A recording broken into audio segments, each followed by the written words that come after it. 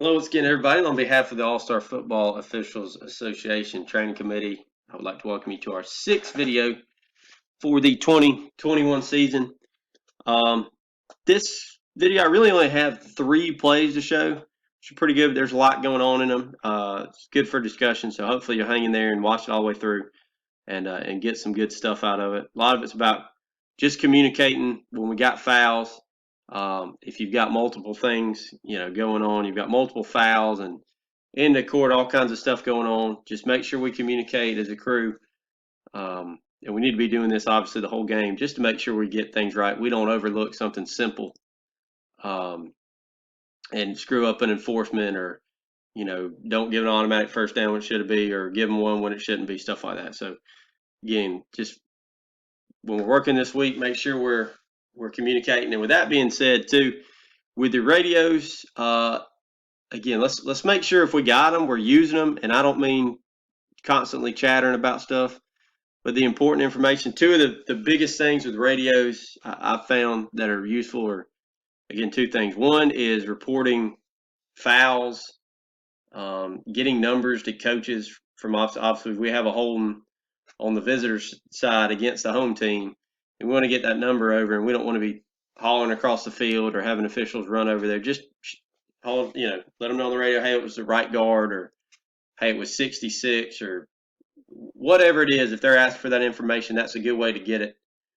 over to them. But that's one thing. The other is the clock. Again, I know I'm harping on the clock, but as we get closer to the playoffs, clock management and how we handle that will make or break you. I mean, it really will. So let's know those. Let's know the rules. The 2 minute stuff, whether we're on the snap, on the ready for play. Again, the radio is one of the best ways to communicate that, especially that's what I said. Play clock, game clock operator. Make sure you have a radio. It's real easy. If we reset to 25, the referee's out there pumping for 10 seconds trying to get 25 when all we have to do is, do the signal and get on the radio real quick, say, hey, give me 25, and it's done just like that. Same thing with the game clock, sitting there winding it because it's not running, and somebody can just hop on and say, hey, run the clock, spin it, whatever it is. So, again, with radios, if we got them, and we should all have them, let's make sure we're using them correctly. So, enough about that. Let's hop on into these plays. All right. Use this play. There's a lot going on, or a lot that happens in it. Again, this goes back to a video we had a couple weeks back. Guys on the crew, if you see a kicker lined up within a yard of the ball, like he is here, let's make the assumption that he's not going to kick this deep through the back of the end zone.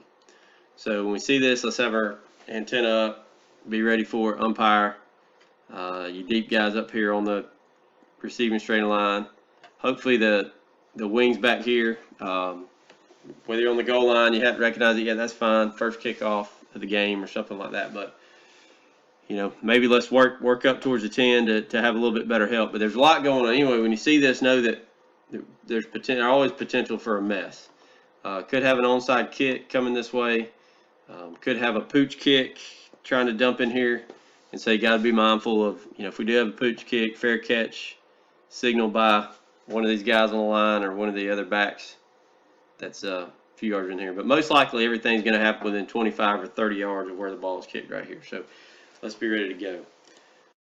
So as we let this play out here, you'll see pooch kick, kind of exactly what he does. Got over there, saw a fair catch signal, muffs, and out of bounds. You see the ball, that's the ball right there rolling out of bounds. So pretty easy on this case because the ball just hit and rolled out of bounds. So again, by rule, it's not a penalty for a free kick out of bounds untouched by R. So K didn't put this out. It touched R inbounds, so R did. So we don't have a foul. So in this case, by rule, we're just putting it wherever the ball went out of bounds. That's where R is going to get it. But I do want you to make sure we've got eyes on this fair catch. So again, this may be tough right here. And it doesn't matter. So, as long as somebody sees it, we're good. So we have to know whether it's the referee down here, the deep wing that's over here on the 50 on the kick machine, just know that we had a valid fair catch signal. And if something goes crazy and the guy over here didn't see it, we had a foul, we can come over here and say, hey, did you see that fair catch signal? No, I didn't. Well, we had it. Then let's figure out what we've got from there, whether we have a foul or we need to kill the play or whatever it is. So be mindful of that. Just know whether you see it, you don't have to blow the whistle from, feel like you got to blow the whistle from, 60 yards away and kill it because you saw a fair catch. But just know it's there. Let the guys close to it officiate it like they need to. But let's make sure as a crew we do see that one way or another. So again, nothing I want to point out. Muff out of bounds, no big deal. There was no KCI there. There's no foul for anything there. But let's talk about, we've got good hustle here. There's good hustle from the deep guy coming to help out. But at some point, kind of slow down and help yourself out. Self-preservation, remember, always number one. Priority as an official is to keep yourself healthy. You come in real hard because you're trying to get a spot. You're trying to do the right thing, get a spot, and all of a sudden you trip on a player, get knocked down, or God forbid somebody comes in here late, lights somebody up, and you're the only thing between them and the ground, and you take the brunt of the hit. So again, just be mindful of that this isn't that big of a deal. We got kicked out of bounds.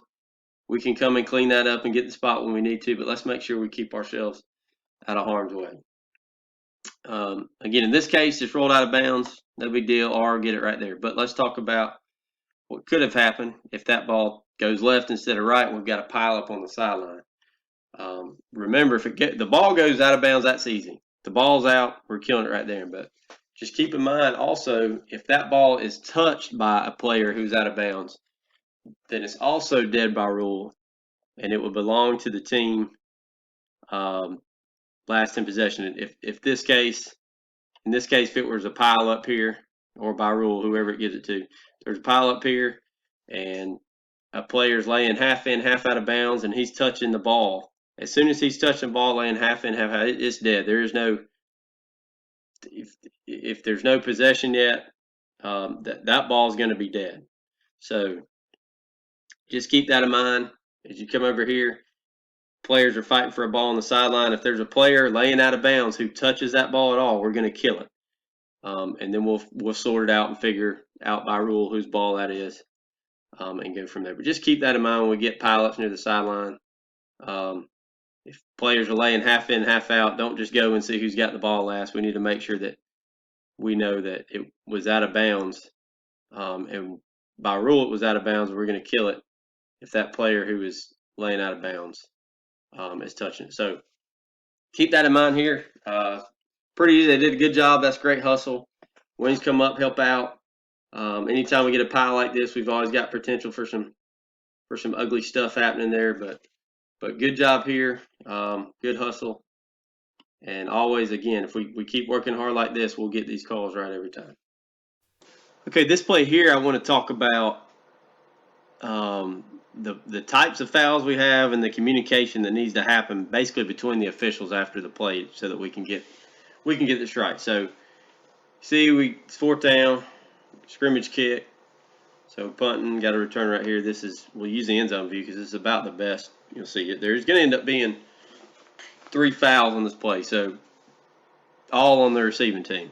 So we need to talk about the communication that needs to happen and how we can enforce these correctly. So the play out, you'll see, I want you to see right here, first off, right here, you're going to have a pretty good takedown hold. So you see the hold is happening right now. That he got him. So he finally,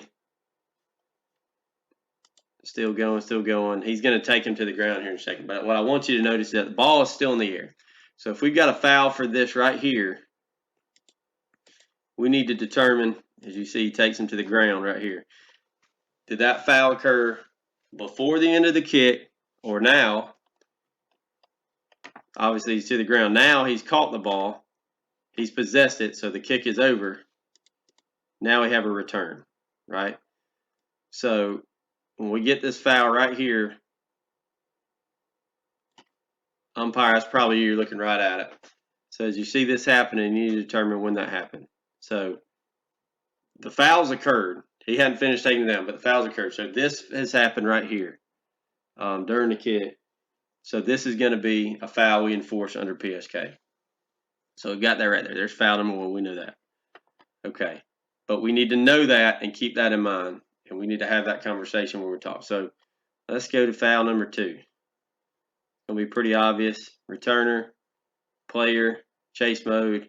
You can already see it about to happen. So, bam. That ain't side. That's just a straight block in the back right there at the point of attack. So that's an easy one to call, easy one to get right there. So we need a flag right there. Now we know obviously that was during the return. So we need a foul we need a flag right here. And we know that's during the return. And as the return heads downfield, we need a flag in the right spot so that if we enforce that one, we can enforce it from the spot of the foul. But also keep in mind, field judge is over here. That kick, this is crew of 6. If we got a crew of 7, it'd be a lot easier. But crew of 6, field judge is over here. This is why we need a beanbag down every time. Because if we want to enforce this foul as PSK, we need a beanbag where the kick ended, which is right here. I don't know what that is. I don't even know what yard line that is. 28 or 9 or something like that. Anyway, so we need a beanbag on this yard line. That's why we always need beanbags down no matter what. Anytime the kick in. So there's 2 of them. All right. Then as that plays out, foul there, here we go. He's coming down.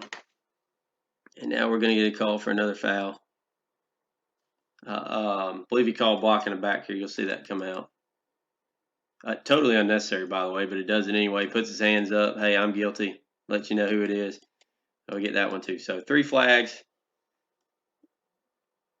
Go back. Remember, you had the takedown block here. Got the block in the back here. And you've got block there. We've got a touchdown. Let's remember that. It was returned for a touchdown. So we need to keep all that in mind as we get together. Now, the conversation needs to be umpire, side judge, line judge down here coming together and telling you what you got. So the kicking team wants to take that would hurt them the worst, and you go ahead and do this for them, is going to be this. Well, they actually be about one and the same, but it's really going to be this one right here. So this I'm sorry, it wasn't that one. It already happened. So this takedown right here, because it was before, that foul's happening, is before the end of the kick. So if they take this foul, we're going to penalize them again under PSK. That foul happened before the end of the kick, so we penalize them 10 yards from the end of the kick and back them up. Okay, so that's what we need to do. That needs to be the foul we enforce. And again, it's pretty close. If we take that block in the back there, that would be 10 yards from there. So I don't know. That looks like it's 3 or 4 yards in front of where we would penalize the hold here. So in communication, we got to get with the referee and get all this information to him and know, okay, yes, this foul, umpire needs to tell him, yes, that foul happened before the end of the kick, so it's PSK.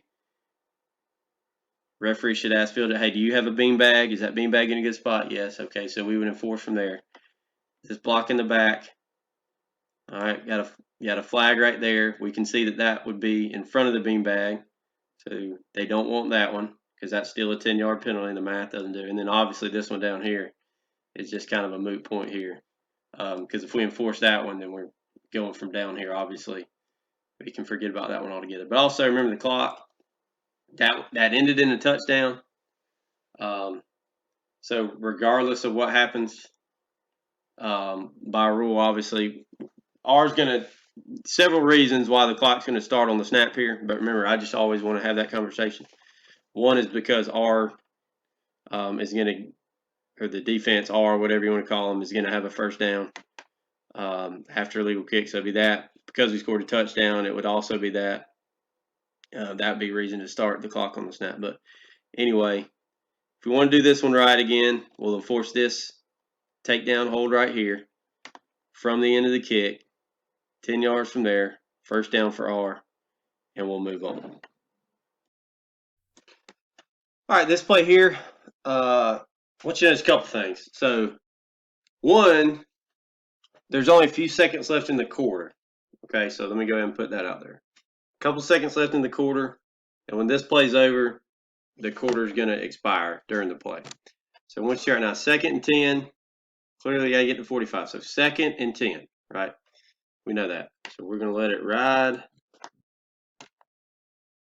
Quarterback scramble. That's a forward pass, yes. Now we've got a run right there. Hopefully you saw that. That is targeting, and no debating that. All right, so but we'll talk about a couple things. That right there is wrapped up. That's a shot to the head. They get it. Call targeting, fantastic. That is a great get. We want that. That's dirty. We want to get that out of there. And again, here, always self-preservation. Would we like for you to have seen that and backed out? Yes, but you know what? You are where you are. So don't be in a hurry at this point to try and get back out of the way because it's too late. So good job of holding your ground. Just hold your ground there, back up, see what you see. And when we got it right there, that's good get. Go get that spot. And also you see flag come out right there for targeting. That's a fantastic get. So again, I wanted you to keep in mind first, 2nd and 10. 2nd and 10 right here. Okay, remember that. 2nd and 10, snapping from the 30. So good spot too. Bam, gets it right there. He's at 29 yard line. So that's what the play is, 29 yard line. We got a foul for targeting. And remember, the quarter has expired, or time's run out anyway. So now, as a crew, we need to talk about a couple things. Targeting, that's not really up for debate. I think the referee sees this coming in too. That's pretty easy to confirm between the two of y'all right there. You got target. So we're down at 20. Now we need to talk about a couple things. One, is this a live ball or a dead ball? Tough to tell. You just gonna have to figure it out right here. It's real tight. If he stepped out right there, which it kind of looks like he maybe did, maybe didn't, can't really tell. If he steps out or you determine his forward progress is stopped or his knee hits the ground or something like that, then this is a dead ball foul for targeting. If you say he's in bounds and his progress didn't stop, all that, it's a live ball.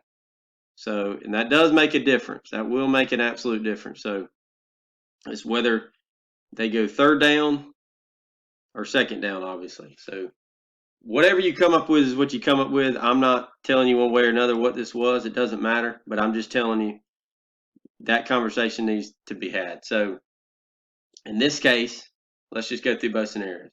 So we determine it's a live ball foul. So we're down at the 29. We've got a live ball foul, right? I told you it was the end of the quarter. So 15 from the 29. So let's go all the way back. So this is what we started with, right? So if we're going live ball foul, 29, we're going to go 15 forward. We're going to come up right here. That 15 yards is going to put you at the 44. We're going to replay the down because it was live ball. We'll be 2nd and 1 from the 45. And again, I told you the quarter ran out. And because you can't end the period or the quarter after enforcing a foul, then we would extend the period for an untimed down, 2nd and 1 from the 44. If we determined it was a dead ball foul, right? Dead ball. So now we're 3rd down, right? We're 3rd down. We're coming up 15. We're 3rd and 1 from the 44. But now the period is not extended. Now we're going to the 2nd quarter, right? Or if this is going into halftime, that period is going to the 2nd half kickoff. And that, I know that coach is going to raise absolute heck about it, but that's just how it is. That's just how the rules are. So keep that in mind. As soon as he was down, if we determine it was a dead ball foul, as soon as he was down, that's over. It is over. We did not have a foul before that, so that period would not be extended. Again, I'm not here to debate whether or not he was live ball, dead ball, I'm just telling you that's the conversation you need to have. But also, if it's dead ball, remember, we're 3rd and 1 from here, but we're also now having to flip the chains. So we need to get all that before we end the quarter. We need to get that marched off, worked out, 3rd and 1, get the ball down. Everybody write down what you got. Let's go flip the chains and set it up the other way. So, again, have that conversation. Make sure we enforce it correctly. And let's know that, right? Let's know that before we mark the penalty off as well. So let's have that conversation before we mark the penalty off. Say, all right, tell your umpire, tell your linesman, whoever, okay, we're going to 15. The result's going to be, if it was live ball, 2nd and 1 from the 44, we're going to extend the period, and we got all that before we even mark it off. Same thing if it's dead ball. Hey, we're 3rd and 1 from right here. Let's know what we got. So we march it off. We said, all right, we said we'd be 3rd and 1. We walked everything off. That's what we got. 3rd and 1 right here. Quarter ended. We'll flip the chain. So again, a lot to talk about right here. So just make sure, again, communication, make sure you're having these conversations because there is a lot going on into the quarter. Coaches probably livid about it. They don't like it. They do. They want a first down, this, that, and the other. So there's a lot going on. But let's make sure we get above all that before we start flipping chains and talking to coaches and trying to appease them and stuff like that, that we get the enforcement, we have the conversation, live ball, dead ball, and we get the enforcement of the penalty correct. So again, just communicate, and we can get these right every time. All right, that's it for this week. Hopefully you guys, again, got something out of that. Let me know, referees or anybody on the crew, if y'all have plays. I've asked the coaches to send me film. Sometimes I get it, sometimes I don't. Sometimes it's 2 weeks, a week late coming to me, whatever it is. But if you have something, you've got the film and you remember a play you had, let somebody on the training committee know. We can try and find it. We can talk about it, and hopefully it helps everybody out. That's what we're here to do, is help everybody out. That way we can be the best we can absolutely be, especially going to the playoffs, set ourselves apart, and be ready to go for the region grind and then for the playoffs. So good luck this week, everybody. Above all, please, please, please stay safe.